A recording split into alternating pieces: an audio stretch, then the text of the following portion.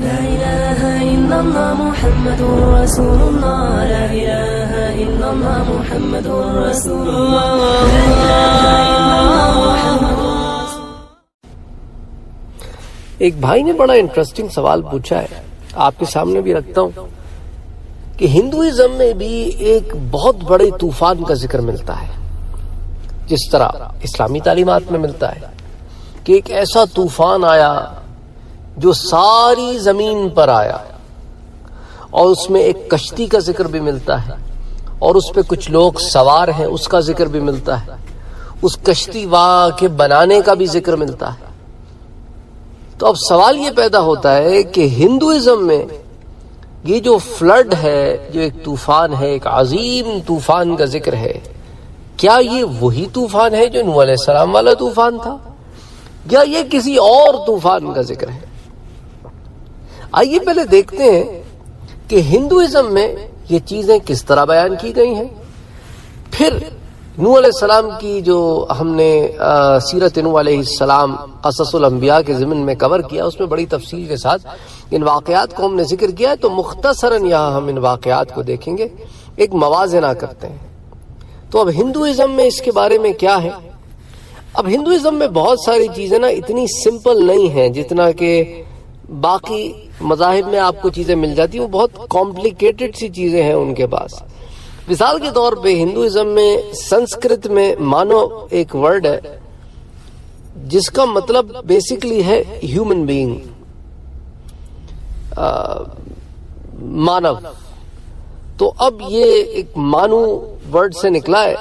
مجھے تو سنسکرت نہیں پڑھنی آتی، تو ہو سکتا ہے میری پروننسیشن میں کچھ غلطی ہو. بہرحال اس میں وہ لکھتے ہیں کہ ایک چیز ہوتی ہے ہندوازم میں، اس کو کہتے ہیں کلپا، کالپا. اس کو آپ انگریزی میں کہہ لیں نا ایون، AEON. تو وہ کہتے ہیں کہ بھئی ہر کلپا میں 14 منونتراس ہوتے ہیں، اور ہر منترا جو ہے وہ ایک نہ ایک مانو کا سردار ہوتا ہے.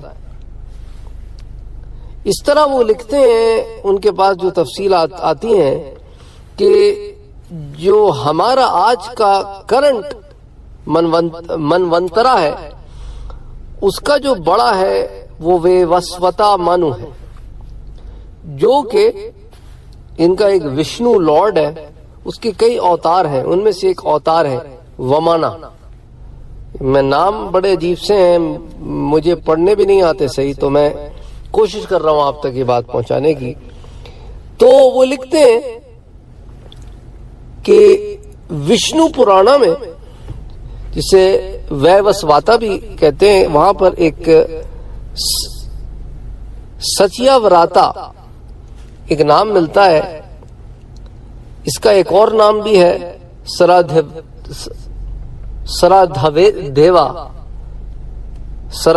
سردھا دیوا. وہ کہتے ہیں کہ یہ کوئی بادشاہ تھا درویدا کا. ابھی فلڈ نہیں آیا تھا، اس کی حکومت تھی. یہ جو آپ ان کو ڈرویڈینس کہتے ہیں، تو یہ دراویدا جو ہے ان کا کوئی بادشاہ تھا. تو دراویدا کیا ہے؟ آپ یوں سمجھ لیں، mention is one of the kingdoms. ایک بادشاہت تھی ہندوستان میں سدرن پارٹ میں. اب آپ سمجھ لیں آج کل جو سمجھ لیں کہ مین لینڈ آف انڈیا، جسے آپ سمجھ لیں مہابھارتا کے زمانے میں. تو کبھی کبھی ایسے بھی ہوتا ہے کہ ہندو تاریخ میں جب دراویدا کا لفظ استعمال ہوتا ہے تو اس کا معنی تمام سدرن کنگڈمز ہوتی ہیں، چیرا، پانڈیا، چولا، یہ تمام چیزوں کو بھی وہ دراویدا ہی کہتے ہیں. بہرحال یہ ایک دراویدا کا بادشاہ تھا فلڈ کے آنے سے پہلے. اب فلڈ کے آنے سے پہلے اس کو کہتے ہیں کہ وشنو کا ایک اوتار ہے مچھلی کی صورت میں، متسیا. اس نے اس کو بتایا کہ فلڈ آنے والا ہے، تم کشتی بناؤ. تو اس نے کشتی بنائی. اس میں اس کے ساتھ اس کے فیملی کے، اس کے خاندان کے لوگ سارے بیٹھ گئے، اور اس کے ساتھ وہ لکھتے ہیں کہ کچھ رشی منی بھی بیٹھ گئے۔ یہ رشی جو ہیں ان کی تعداد 7 بتائی جاتی ہے، 7۔ تو اب اس کے فیملی ممبرز کتنے تھے اس کی تو تعداد نہیں ملتی، یا کم سے کم میری دیکھ میں تو نہیں آئی، لیکن یہ ضرور ملتا ہے کہ 7 رشی بھی اس کے ساتھ بیٹھ گئے۔ اچھا، جب یہ سوال اس نے مجھ سے پوچھا نا تو مجھے یاد آیا کہ ہمارے ساتھ ایک ہندو ہوا کرتا تھا، تو اس نے بھی ایک دفعہ مجھے بتایا تھا کہ ہمارے پاس پرانوں میں لکھا ہے کہ ایک کشتی کا ذکر ہے، اس کے اندر جو ہے ایک بادشاہ کا ذکر ہے، اور اس کے ساتھ 7 رشیوں کا ذکر ہے، لیکن زیادہ ڈیٹیل ان کے پاس اس کے بارے میں موجود نہیں ہے کہ آیا یہ فلڈ کیوں آیا، کیا وجہ تھی اس فلڈ کی، اور یہ 7 رشی جو ہیں ان کے بارے میں کچھ باتیں ان کے پاس ملتی ہیں، لیکن یہی کیوں اس کے ساتھ سوار ہوئے، اور اس کی فیملی کے جو لوگ تھے اس کے ساتھ وہ کون تھے، اس بارے میں کوئی تفصیلات ان کی کتابوں میں نہیں ملتی۔ قرآن اس پر بڑا واضح ہے۔ اچھا، پھر دوسری بات یہ کہ جس طوفان کا یہ ذکر کر رہے ہیں یہ ہندوستان کے علاقے کا طوفان ہے، اور طوفان نوح کا جو ذکر ہے وہ تو عراق کے علاقے میں آیا تھا، ہندوستان سے تو دور دور تک اس کا کوئی واسطہ ہی نہیں، تو پروبیبلی یہ کوئی 2 الگ الگ باتیں ہیں۔ اگر ہم ان کے اس طوفان کو مان بھی لیں جو ان کے پرانوں میں ہے تو یہ کوئی اور طوفان ہے، وہ کوئی اور طوفان ہے۔ ایک اور ڈفرنس یہ ہے کہ یہاں یہ بادشاہ کی بات کرتے ہیں کہ ایک بادشاہ تھا کئی سلطنتوں کا، اس کو ایک مچھلی نے بتایا جو کہ کسی بھگوان کا اوتار تھی کہ تم جو ہے کشتی بناؤ اور ایک طوفان آنے والا ہے۔ اور نوح علیہ السلام کے ضمن میں ہم یہ پڑھ چکے ہیں کہ نوح علیہ السلام نہ بادشاہ تھے، اپنی قوم کے ایک عام آدمی تھے، اور ان کی قوم کے بڑے بڑے جو سردار تھے وہ نوح علیہ السلام سے تنگ آ گئے تھے، ان کی تعلیمات سے تنگ آ گئے تھے۔ وہ ان کو کہتے تھے کہ نوح علیہ السلام قد جادلتنا فاکثرت جدالنا، تم نے ہم سے جھگڑا کیا اور خوب جھگڑا کیا، تو بس لے آؤ جس کا تم ہم سے وعدہ کرتے ہو، ہم بھی دیکھتے ہیں کہ تمہارے رب نے کیا ایسی بات تیار کر رکھی ہے جس سے تم ہمیں ڈراتے ہو۔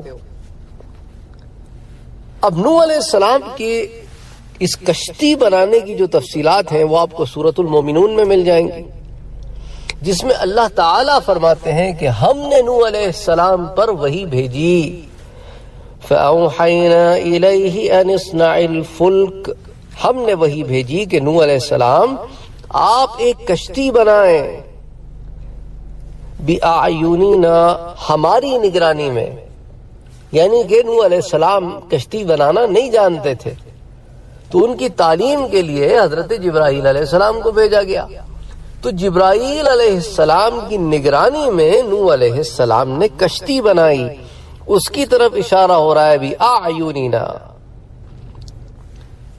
تو کشتی تو اس بادشاہ نے بھی بنائی، نوح علیہ السلام نے بھی بنائی، طوفان ادھر بھی آیا ادھر بھی آیا، لیکن وہاں طوفان آنے کی وجہ نہیں ہے، طوفان آنے کی وجہ ہے کہ جب نافرمانوں نے نافرمانی کی انتہا کر دی تو تب ان کے اوپر طوفان آیا۔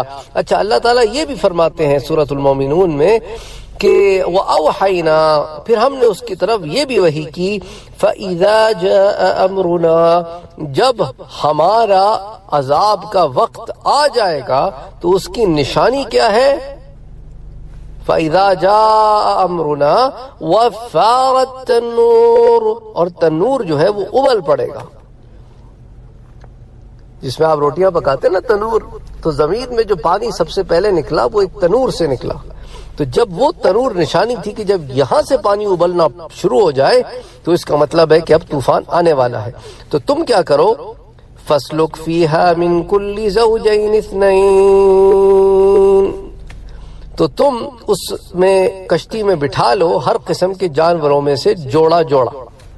اب یہاں پر علماء کا شدید اختلاف ہے کہ اس سے مراد تمام جانور ہیں یا نوح علیہ السلام کے علاقے کے جانور ہیں۔ اب جدید تحقیق ہمیں کیا بتاتی ہے؟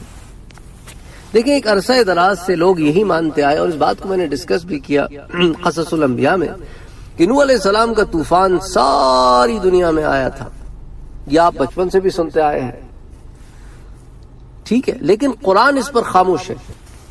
قرآن نہیں کہتا کہ یہ طوفان ساری دنیا میں آیا تھا۔ اب سوال یہ پیدا ہوتا ہے کہ اگر قرآن نہیں کہتا تو یہ بات ہمارے پاس کہاں سے آ گئی؟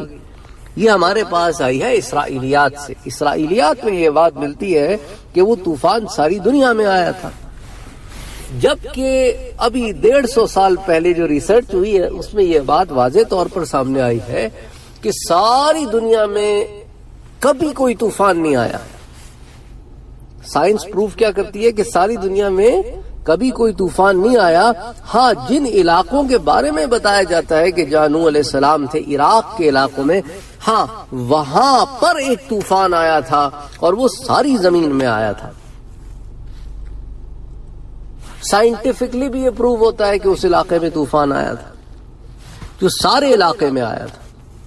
تو اب ساتھ ساتھ اگر آپ ذہن میں یہ بھی رکھیں کہ ساری دنیا کے جانور، سوچیں کتنے جانور ہوں گے، کتنا کھانا ہوگا، کتنی بڑی کشتی ہوگی، تو logically it doesn't make sense. پھر وہ کشتی کا رکنا اور جانوروں کا پھر اپنے اپنے مقامات پر پہنچ جانا اور پھر اپنے اپنے مقامات سے نوح علیہ السلام تک آنا، پھر کوئی برفانی جانور ہے، کوئی مختلف صحرائی جانور ہیں، کوئی زرخیزی جانور ہیں، تو موسٹ پروبیبلی وہ اس علاقے کے جانور تھے جہاں پہ نوح علیہ السلام تھے۔ ان جانوروں کے جوڑے اللہ تعالیٰ نے، جو زمینی جانور تھے، ان کے جوڑے اللہ تعالیٰ نے نوح علیہ السلام کی کشتی میں بٹھا دیے کہ اب یہ جانوروں کی نسلیں پریزرو ہو جائیں، اور اس کے بعد وہ کشتی چلی۔ تو اللہ تعالیٰ نے اس پر بحث ہی نہیں کی کہ ساری دنیا میں آیا تھا، کون کون سے جانور تھے، یہ بحث ہی نہیں ہے۔ بتانا مقصد یہ ہے کہ ایک طوفان آیا تھا جو ساری دنیا میں آیا تھا، یہ بحث نہیں۔ طوفان آیا تھا، کیوں آیا تھا یہ بحث ہے۔ نافرمانوں پر عذاب کی صورت میں آیا تھا۔ اس کی نشانی یہ تھی کہ وہ تنور سے نکلے، اور نوح علیہ السلام کو ہم نے کشتی بنانا سکھائی، اپنی نگرانی میں سکھائی۔ تو اس وجہ سے جو ہے علماء زمین میں یہ لکھتے۔ اچھا، پھر آگے قرآن کہتا ہے وہ اہلک، اپنے اہل کو بھی اس میں بٹھا لے۔ لیکن یہ بات بھی ہمارے سامنے ہے کہ نوح علیہ السلام کے اہل میں صرف وہی شامل ہے جو ایمان لایا، جو ایمان نہیں لایا وہ آپ کے اہل میں شامل نہیں ہے۔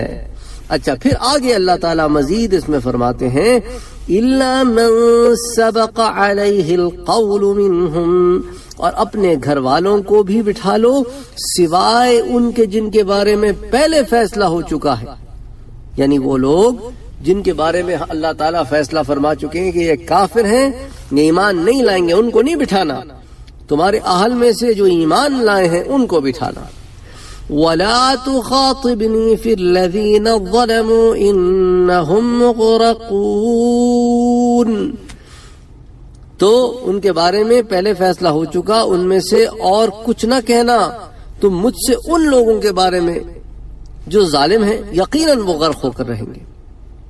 اچھا، پھر مزید برآں قرآن فرماتا ہے فَإِذَا اسْتَوَيْتَ أَنْتَ وَمَن مَّعَكَ عَلَى الْفُلْكِ فَقُلِ الْحَمْدُ لِلَّهِ الَّذِي نَجَّانَا مِنَ الْقَوْمِ الظَّالِمِينَ، پھر جب سوار ہو جاؤ تم اور وہ سب جو تمہارے ساتھ ہیں کشتی پر، تو کہنا شکر اس اللہ کا جس نے نجات دی ہمیں ان لوگوں سے جو ظالم ہیں۔